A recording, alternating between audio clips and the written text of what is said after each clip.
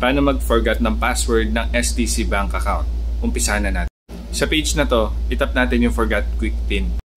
Enter mo na yung ICAMA number mo.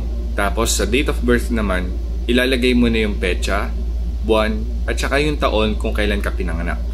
May mare-receive kang verification call from STC Bank. In case na wala ka ma-receive na tawag, may countdown dito na 5 minutes. Pag naubos na yung oras, pwede ka ulit mag-request. Pag wala pa rin dumating na tawag sa'yo, pwede mong subukan na lang ulit kinabukasan. Baka kasi maintenance lang yung STC Bank sa ngayon. Pag na-receive mo yung tawag from STC Bank, mas maganda itap mo yung keypad, tapos iset mo ng loudspeaker para marinig mo yung sinasabi niya. Hintayin mong sabihin niya kung anong number yung ipipress mo. Pag sinabi niyang press 1, itap mo lang yung 1 dito, tapos kung saan nang bababa yung tawag para mag-proceed na dun sa pagpalit mo ng passcode.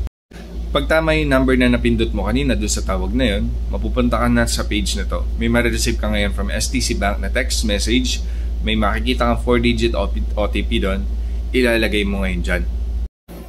Tapos yan, so andito ka na sa final stage, mag-e-enter ka ng bago mong 6-digit passcode. Hindi niya tatanggapin ang mga numbers na nagamit mo na, hindi rin niya tatanggapin ang numbers na umuulit or magkasunod. So, dapat mag-green lahat hanggang sa mag-proceed yung pag-confirm naman ng passcode mo. So, next time, huwag mo nakakalimutan yung passcode na gagawin mo sa STC Bank mo. Tapos, pag naging okay na ang lahat, pwede ka na makapag-login sa STC Bank account mo.